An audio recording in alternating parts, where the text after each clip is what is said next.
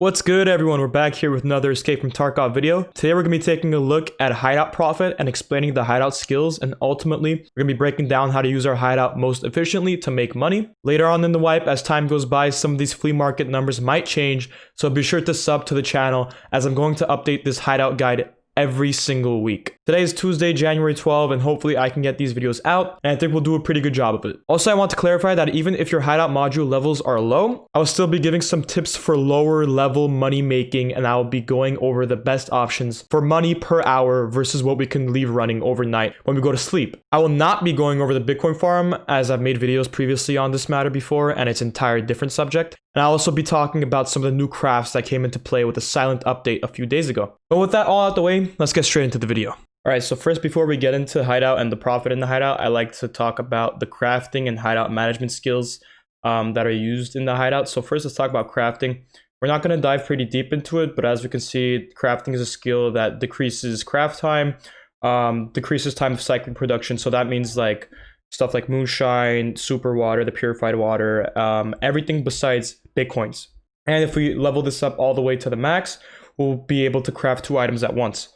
And the ways that we can raise this effect and get there as quick as possible: 1 point of XP per hour of crafting. So that means each hour that we're crafting something, we get a point of XP, and 2.5 points upon the end of the craft. So it looks like the best thing to do here is to craft things in quick succession, and we need to craft things different. We can't be doing the same item over and over again.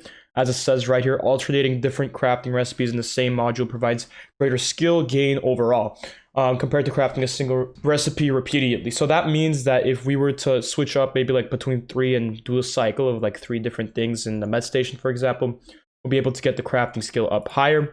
And the Hideout management skill, as we can see here, the elite level gives us +2 slots for water, air, fuel, all that stuff. And even in the Bitcoin farm, so for producing Bitcoins, we can have, instead of 3, we can have 5 slots available. It says that it decreases the fuel, air, water, and filter consumption, and this doubles up with solar power, so you'll be losing less fuel like that, and also increases all percentage bonuses from zones. So that means, for example, the library, which gives you extra XP, that'll be raised up by a little. I'm not sure entirely what it is like for each single level. We're not going to be diving into that in this video. All right, with that out the way, let's talk about the best crafts for each zone, starting with the med station.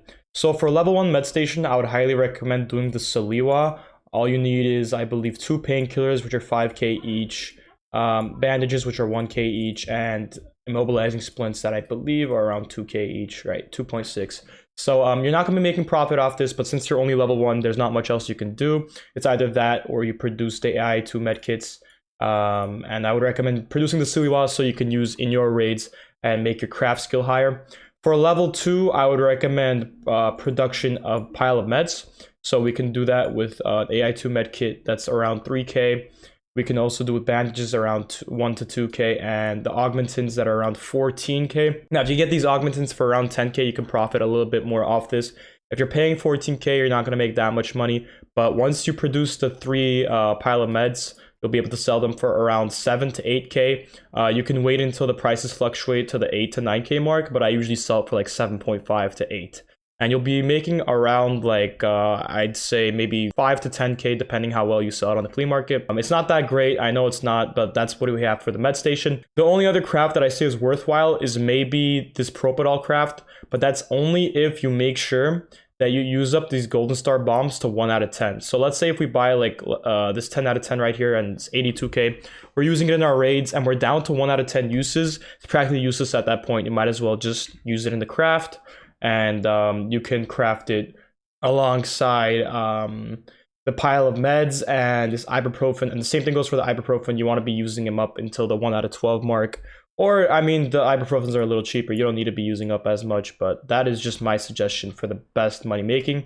And the Propadols do cost around 17 to 18k. Sometimes you can see them go up to 19 or 20. So, yeah, they're definitely useful, and they're definitely great to make profit off of if you're using up those golden star bombs. With that being said, that's basically all I would recommend for the med station. Now let's talk about the nutrition unit. So the nutrition unit, I would say the best bet that you're going to probably be making money, especially in the early levels, you're going to be making these packs of sugar out of El Yoncas. So right now the Elionka is going for 19 to 20K, and the sugar is going for 20 to 30K. So you guys are thinking, well, you're losing money like that. Well, actually, you want to be making, you want to be finding these in raid and making these sugars for later on, because later on these sugars go for 100 to 120K to craft moonshine. So be sure to stock up on those. That's what I've been doing. Also, if you get the sugar for cheap enough and the milk for cheap enough, you can be crafting these condensed milk sugar. You can buy, like I said, 20 to 25K, and then we can buy the milk right here for around 19K. And then we can be producing these condensed milks and be selling them for 15K on the flea market. I would recommend selling it to therapists at like 16 to 17K the therapist. And you'll not be making that much money, but it's pretty much the only thing that's worthwhile in the nutrition unit. Besides that, the nutrition unit is pretty much useless. Besides the production of sugar, I wouldn't recommend much else. You could be doing these purified water, sugar, coffee, tea for these 20 hot rods and selling the hot rods for like 10K each.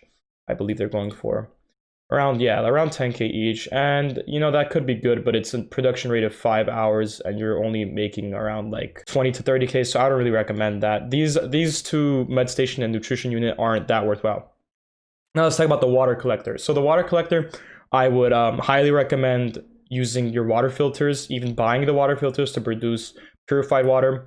Water filters are going for around 40K, while the purified water is going for around 120K, and you produce way more purified water than you do with the water filter.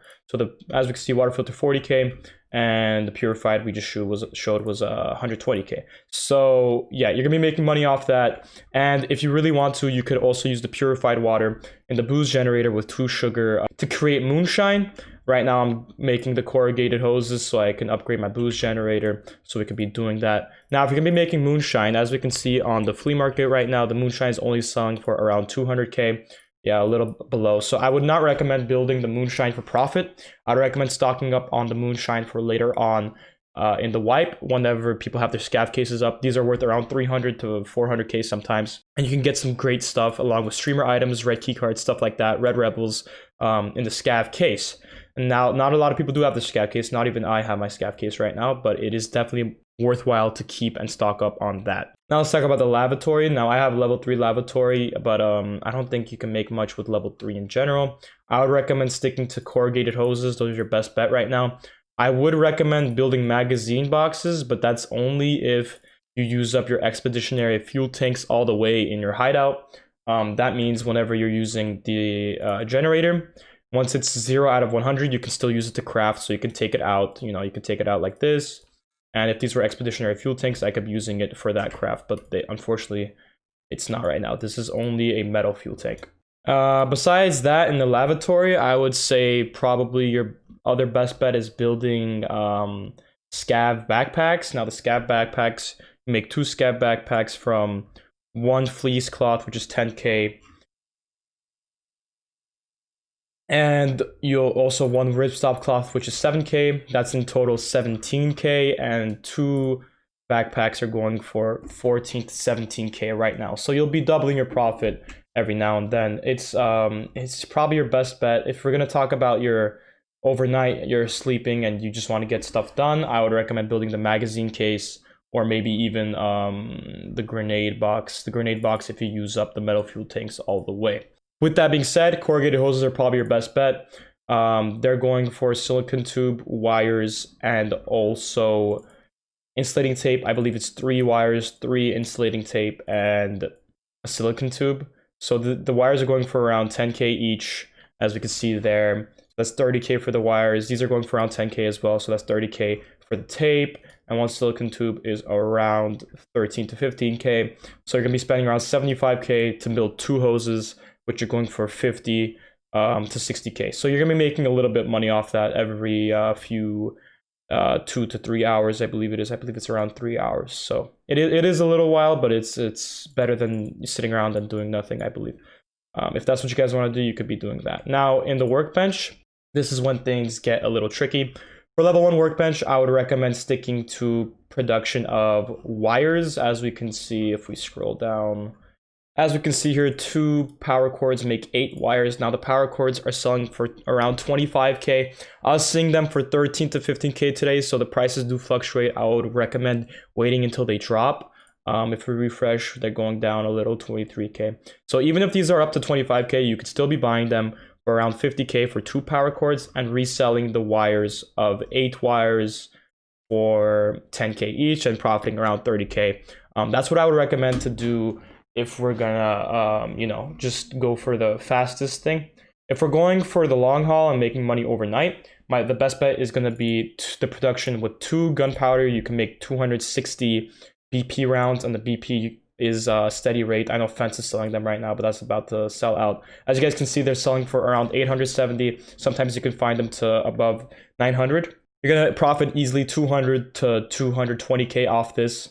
And you guys might be thinking, well, how much does the gunpowder cost? Well, that's actually a very good point. We can actually make the gunpowder for really cheap with using 2 M67 nades for $78 each from Peacekeeper level 3. If you don't have Peacekeeper level 3, what you can do instead is go to Peacekeeper, and instead of paying $78 for the, you know, M67 nade, you can do this trade right here. I believe is unlocked at level 1 Peacekeeper. So you guys can do this trade with the 2 Zippo lighters, find those in raid, or buy them off the flea market. It'll be cheaper. And you can do that with combination of 1 smoke grenade, I believe, which is around 5k from Prapper. And if you don't have Prapper, it's around 7k on the flea market. Or sometimes you can even find it cheaper than that. Here, let's check.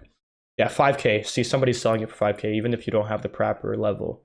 So it's gonna be really cheap. It's around, you know, like I'd estimate 20-30k to build gunpowder. That's around I believe it's like 50 to 70k sometimes. Right now it's sitting at above 50. As you can see, sometimes it goes to 60. But using those 260s, that's 120k, or transforming into around 200k. So if you're sleeping overnight and you want something done while your Bitcoins are being farmed, and obviously you're not gonna be able to come here in between raids, this is a great choice. Now let's talk about something that's not gonna be in the game, but it is as of January 12th, the Christmas tree. Now using the Christmas tree, we can craft weapon cases, and we can also craft mule stims and graphics cards and lead X's. Now, I would recommend probably going for the weapons case out of all of them. And that's only because if we see it's going for 3.5 mil. And the only other way to get weapons cases as of right now in the game is to trade them with mechanic. There is no other way. I don't believe you can find them in raid. And you can only produce them using the Christmas tree. And I'm pretty sure they're going to take this out the game pretty soon. So if you guys are having enough ornaments for that, be sure to do that. You can't buy the ornaments from the flea market. They don't sell. You can only find them in a raid. So if you guys have those, be sure to build your Christmas tree and do that. Also, you can do cheap GPUs for a lot cheaper. You're gonna need these red and purple ornaments, and GPUs are sitting above 700k right now around. So you can make a little extra money off that, or you could be using them for your Bitcoin farm as well. With that being said, the only other 2 things that I would like to talk about would be the Scav Case and the Bitcoin farm we're not getting into. So the Scav Case, you know, I don't have it currently. It does cost a lot of money. I have some of the items needed for it. I'm building my Intel Center right now. As you guys can see, it's upgrading. So we're gonna be getting the Scav Case as well as the Bitcoin farm. But as of right now, the Scav Case we do not have. So the Scav Case, like I said, I would recommend producing moonshine and waiting a little. If you guys can produce the moonshine and use it right now, that's also a really good thing to do. If you don't have the Scav Case yet, I would recommend producing moonshine and just waiting off on it a little bit. Besides that, that's about everything I've got for you guys. Also, I'd like to pay attention to some of the new crafts that there are. For example, we have 3 security vests make a Cordura. Cordura can be used for a Ragman trade for a Slick. As you guys can see here, we can trade 2 Trooper armors, some Aramid, and 2 Cordura for a Slick plate carrier. And we all know that Slicks are probably the best armor in the game, as well as this level 5 tactical rig with Ripstop, Cordura, and Aramid. And those are with security vests, like we just mentioned. Also, in the Workbench, they've also added Fletcher Ammo. So if you guys do not have Jaeger level 3 and want to use decent ammo for shotguns, the Fletcher Ammo is probably your best bet. If we can find it here. Yeah, right here. As we can see, you need 1 metal fuel tank and 1 blue gunpowder. So I would highly recommend using up the metal fuel tank, you know, in your generator, then using the 0 out of 101 in combination with blue gunpowder that costs around 10k to produce 120 flechette rounds which is sitting around 400 per bullet, and you'll be making 47k off that from the one blue gunpowder, and the metal fuel tank will be waste either way. So you're basically making 30k off that if you guys want to do that. If you have Jaeger level 3 though, it's a lot smarter to buy from Jaeger level 3. It costs only 10k in relation to 40k. So but you guys can be producing that, and Fletcher Ammo is probably one of the best ammo in the game for shotguns. Besides AP20, it is the best, so people will be wanting to use that. With that being said, that's about all I have for this video. Those are all my recommendations. If this video was helpful, please drop a sub and like for more content like this. I'm going to be updating this list every week. If this video didn't help you out, I'm sorry if you knew all this already. I don't know what else to say. I hope that I did help you guys out, and I hope this was useful information for y'all. So thank you guys for watching, and I'll see y'all in the next one. Peace out.